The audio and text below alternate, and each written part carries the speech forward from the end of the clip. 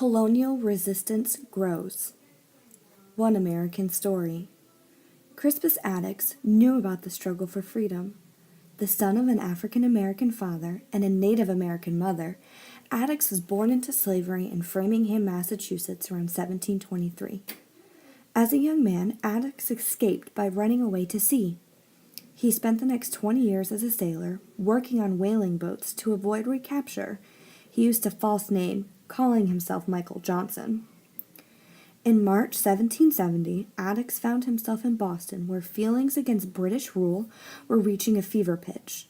The words freedom and liberty seemed to be on everyone's lips. One night, Attucks heard about a disturbance involving colonists and British troops and decided to investigate.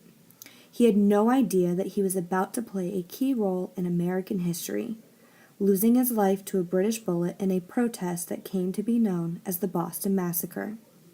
In this section, you will read how the tension between Britain and its colonies led to violence. The Townshend Acts are passed. After the uproar of the Stamp Act, Britain hoped to avoid further conflict. Even so, it still needed to raise money to pay for troops and other expenses in America. The Quartering Act was not working. Most of the British Army was in New York, and New York saw that as an unfair burden. Its assembly refused to pay to house the troops. The King's finance minister, Charles Townshend, told Parliament that he had a way to raise revenue in the colonies. So in 1767, Parliament passed his plan, known as the Townshend Acts.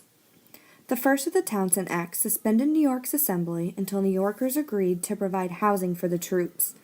The other acts placed duties or import taxes on various goods brought into the colonies, such as glass, paper, paint, lead, and tea.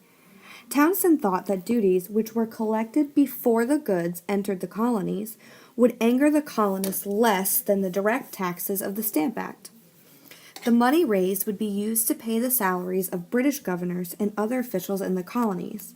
To enforce the acts, British officers would use writs of assistance or search warrants to enter homes or businesses to search for smuggled goods. The reasons for protest. Protests immediately broke out at news of the Townshend Acts. New Yorkers were angry that their elected assembly had been suspended. People throughout the colonies were upset that Britain was placing new taxes on them. The issue, said John Dickinson, an important Pennsylvania lawyer, was whether Parliament can legally take money out of our pockets without our consent. He explained his opposition to the Townshend Acts in essays called Letters from a Farmer in Pennsylvania, published in 1767. The colonies were also angry about the writs of assistance. Many believed, as James Otis had argued, that the writs went against their natural rights. These rights had been described by English philosopher John Locke during the Enlightenment. The law of nature, said Locke, teaches that no one ought to harm another in life, health, liberty, or possessions. The colonists felt that the Townshend Acts were a serious threat to their rights and freedoms. Tools of protest. To protest the Townshend Acts, colonists in Boston announced another boycott of British goods in October of 1767. The driving force behind this protest was Samuel Adams, a leader of the Boston Sons of Liberty. Adams urged colonists to continue to resist British controls. The boycott spread throughout the colonies. The Sons of Liberty pressured shopkeepers not to sell imported goods. The Daughters of Liberty called on colonists to weave their own cloth and use American products. As a result, trade with Britain fell sharply. Colonial leaders asked for peaceful protests. Articles in the Boston Gazette asked the people to remain calm. No mobs, constitutional methods are best. However, tempers were running high. When customs officers in Boston tried to seize the American merchant ship Liberty, which was carrying smuggled wine, a riot broke out. The rioters forced the customs officers to flee. Fearing a loss of control, officials called for more British troops. A defiant Samuel Adams replied, "We will destroy every soldier that dares put his foot on shore. I took upon them as foreign enemies." The Boston Massacre. In the fall of 1768, 1,000 British soldiers, also known as Redcoats for their bright red jackets, arrived in Boston under the command of General Thomas Gage.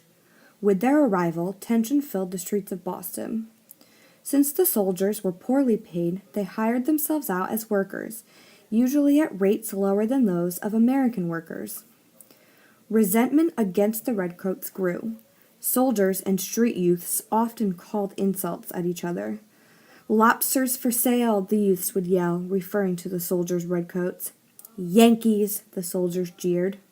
Yankee was supposed to be an insult, but the colonists soon took pride in the name. On March 5, 1770, tensions finally exploded into violence. A group of youths and dock workers, among them Crispus Attucks, started trading insults in front of the custom house. A fight broke out and the soldiers began firing. Attucks and 4 laborers were killed. The Sons of Liberty called the shooting the Boston Massacre. They said that Attucks and the 4 others had given their lives for freedom. The incident became a tool for anti-British propaganda in newspaper articles, pamphlets, and posters. The people of Boston were outraged. Meanwhile, the Redcoats who had fired the shots were arrested for murder. John Adams, a lawyer and cousin of Samuel Adams, defended them in court. Adams was criticized for taking the case. He replied that the law should be deaf to the clamors of the populace.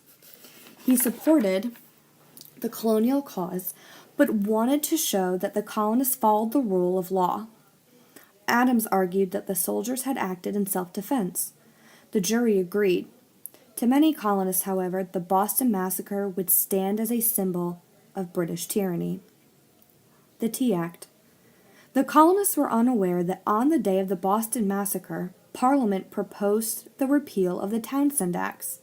1 month later, all the acts, except the tax on tea, were repealed. The colonial boycott had been effective. British trade had been hurt, but Parliament kept the tea tax to show that it still had the right to tax the colonists. For most Americans, the crisis was over. Samuel Adams, however, wanted to make sure people did not forget the cause of liberty. He started a drive to form committees of correspondence in various towns in Massachusetts. These groups exchanged letters on colonial affairs. Before long, committees throughout Massachusetts were corresponding with one another and with committees in the other colonies. Then, in 1773, Parliament opened up old wounds when it passed the Tea Act. Tea was very popular in the colonies, but much of it was smuggled in from Holland. The Tea Act gave the British East India Company control over the American tea trade. The tea would arrive in the colonies only in the trading company ships and be sold there by its merchants.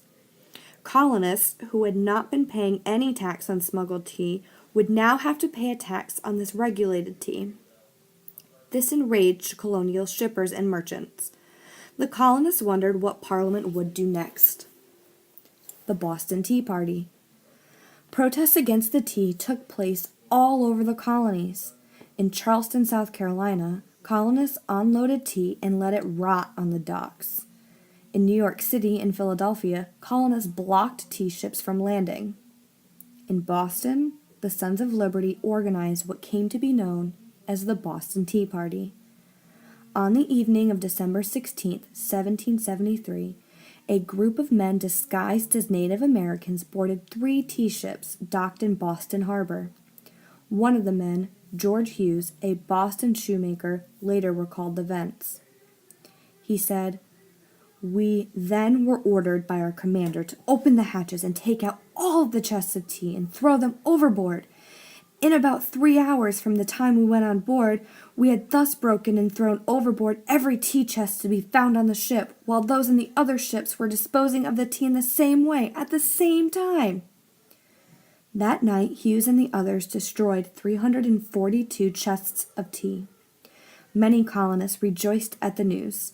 They believed that Britain would now see how strongly colonists opposed taxation without representation. Others doubted that destroying property was the best way to settle the tax debate. Some colonial leaders offered to pay for the tea if Parliament would repeal the Tea Act. Britain rejected the offer. It not only wanted repayment, but it also wanted the men who destroyed the tea to be brought to trial. The British reaction to the Boston Tea Party would fan the flames of rebellion in the 13 colonies, as you will read in the next section.